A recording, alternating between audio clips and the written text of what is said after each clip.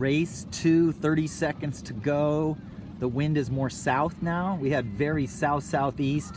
This is a tiny bit southeast, but mostly south. This is the A fleet. Looks like the line is square to the wind is my guess. Here's 10094. Great job. See, the blue boat goes down. Now Preston should know the line is above him because the blue boat should know what he's doing. So Preston should be going right now. Yeah, see, 10283 was not over. So that was a reading mistake. You read the fleet. You should have been going upwind, full speed, about 2 or 3 seconds earlier at least. If that guy wasn't over, then you were late. Instead of movement, it's fine.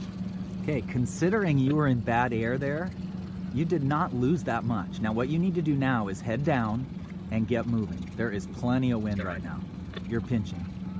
But considering you were in bad air, you did not lose very much. You should have just kept going there. Yeah, don't tack when you don't have speed. Make sure you accelerate before you do tacks. So you just were pinching after they tacked away. You were just too high to the wind. As soon as they tack away, you do foot mode. You go off the wind a little, leeward telltale flickers, you accelerate, you might play the main sheet a tiny bit, and then once you're up to speed, you could tack. Now the good news is you cross those two boats, and then you're crossing all of those boats over there. So your tactic here is not bad at all because you're putting yourself ahead of people. Okay, duck that guy and accelerate. And very hard to read the wind right now because that swirling water in the middle is just current swirl mostly. I don't think that's light air right in the middle, but I could be wrong. That looks good, dude. Okay, the mark's up there somewhere for the A fleet. Very light, 4 knots, maybe 5. The B fleet looks like they have no wind. Tommy is 9046, Max is 8, is 9299. That was the start of the B fleet, so that did not look like the A fleet right there. There's the difference between the A and the B fleet. The B fleet is still struggling on how do they read each other. So you got to be able to look at 8906. Oh, 8906 was over. You got to look at 7604 at 30 seconds, and if they're way ahead of you, you have to start moving forward. Other people know where the line is. And if they're not over, then you've got to be pushing. Nice, Tommy did fine. Tommy's pinching a little. There's Max, 9299 out on port. Oh, duck him, Tom. Let him go. Beautiful work, dude. That is high-level tactics because there's more wind coming right through here. That guy tacked. You just say cross. Don't say go. Go sounds like no, so never say go. Say cross, and you're actually gaining on him right now. You're actually faster than almost anybody in the fleet. Okay, that's max trim right there. That's the trim you want when you're actually already moving. Your acceleration trim would be an inch out from there with the, you know, it's easy for me to see here. Your traveler could be on a tiny bit and your main sheet could be out a tiny bit, but you have nailed the lefty here. We know it's a left wind shift because this guy's doing well and those guys look lifted on port tack to leeward, so we know it's a left wind shift right now. And so left wind shift, be on port tack. C1 fleet. See if they start better than the Bs. The Bs really struggled at the start. We're looking for 9983. She's just behind people. Let those boats go away from you, Bella. The good thing is this race committee talks very loudly and counts the time, so you don't even need to watch. I could hear him say less than 5 seconds. Right when you heard less than 5 seconds, Bella, you should have immediately started heading up because you were easily 5 seconds from the line, but that's cool. You have not shown a need to win starts to win races, so that's a clean start, and the boat to windward of you is heeling so much that they're just going to drift right down into you. Great speed after the start, great speed. Let them cross, let them cross, let them cross. You don't want that port tacker to tack there.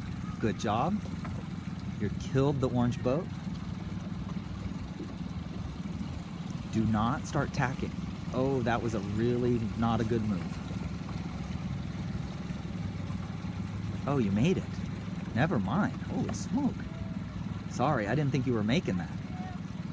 Really good trim. Okay, the A fleet's coming down and everybody's pretty much, no, not everybody's on starboard. Preston there in 4th. He needs to use his preventer right now. He's got to pull on his port side preventer, which will pull the boom out to starboard, and then heel to windward like crazy to get his lee board out. Oh, his preventer might not be rigged. We got to get it on. I don't rig preventers until kids have been sailing a long time.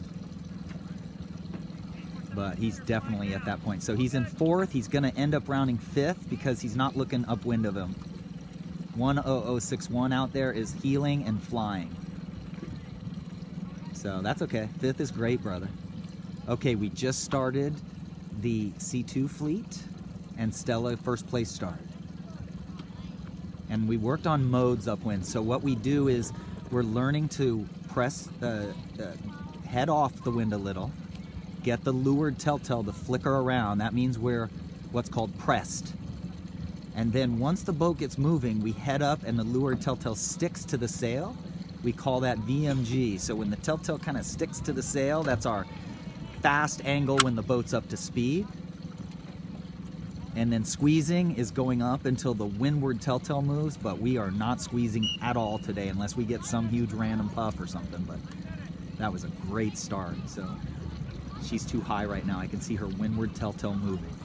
Windward telltale never moves in a Sabot under 6 knots, under 5 knots, unless you're tiny. Great job. Okay, here's Maddie right there, moving into like 2nd in the C2 fleet. You can't see her right now, but she is on the other side there. Again, her telltales look good. Windward telltale hanging, leeward one, red one flying right now. Beauty. A little too much heel, but I'm fine.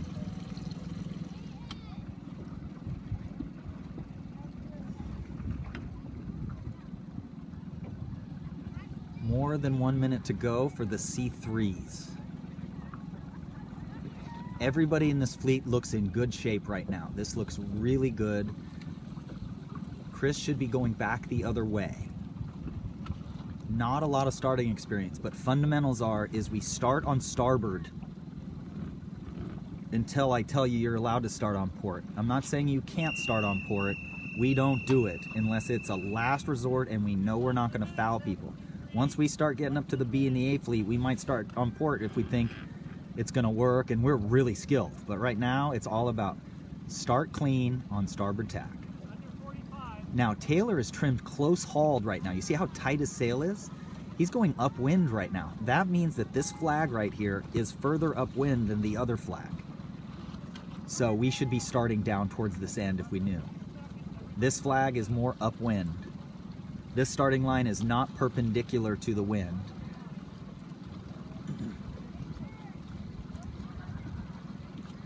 So the wind and the starting line are actually an acute angle.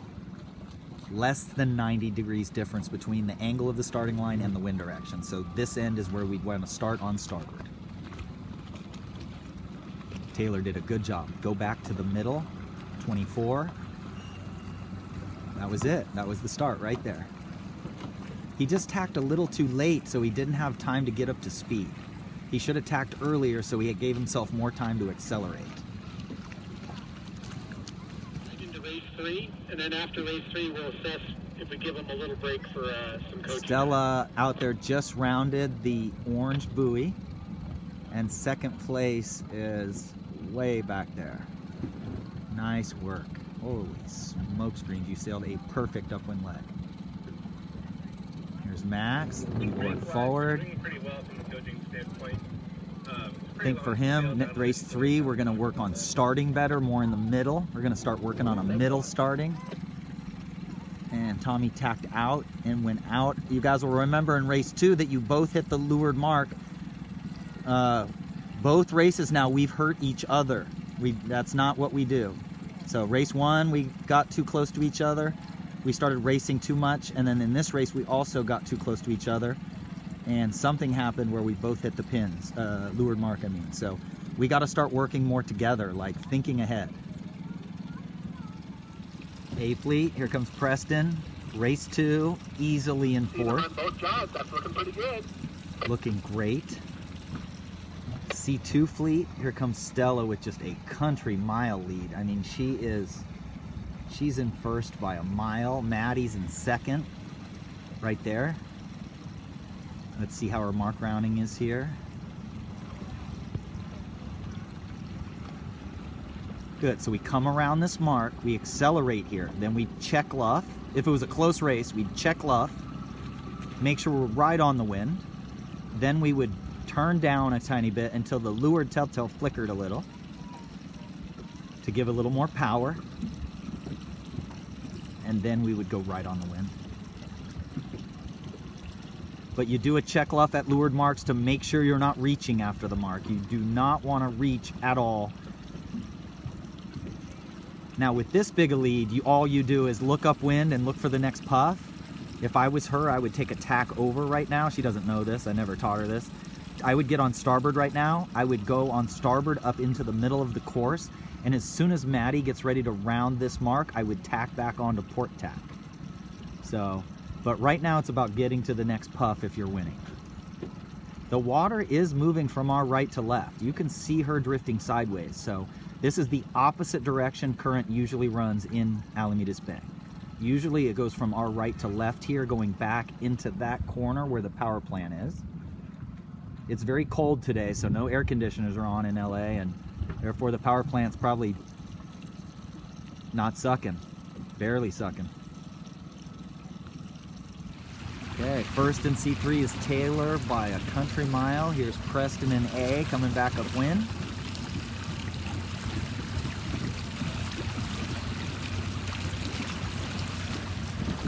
And there's second in C2, 9047. Boom isn't out. And then Chris in third did a great job upwind of getting out on the left corner, where I told him I didn't really want him to get too far out there, but what happened is he kind of got a nice puff at the end there. His boom is not at 90 either. So we've got to find a way to get that at 90. It's close.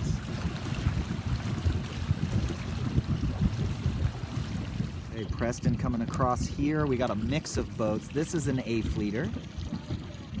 So while you're watching the videos, watch the A-fleeter tacks.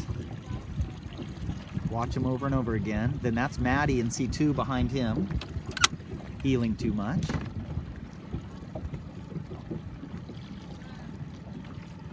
Good job. Preston just ducks her. Ooh, her sail just luffed. Okay. It feels good to heel over, but it makes rudder drag. Great race, Stella. Yeah, Taylor.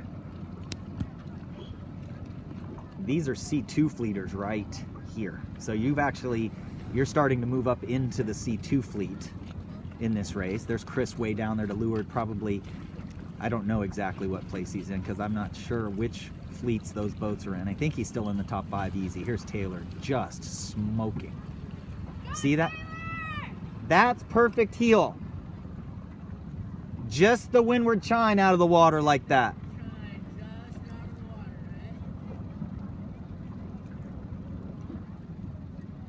If we heel more than that, I've already said it a million times, if we heel more than that, we have to fight the rudder to keep the boat going straight. So if you heel like that and let go of the tiller, the boat will spin right into a tack. When you let go of the tiller, you want the boat to almost go perfectly straight. You want it to barely head up, if anything. Okay, it's turned into a drifter for Taylor, but this is perfect. His main sheet's on the tight side. I can see it's down kind of hard, but the leech isn't too bad. He's moving. Over the last minute, he's gained on all of these boats, so he's doing a great job. The heel is just perfect. Looks like our leeboard angles are out just a tiny bit. I'm gonna need to look at that when we build the boats. These are custom built boats, and I'm worried that leeboard is angled out. I'd rather have it towed in a degree, not towed out. Great job, brother. Just won this race by a country mile.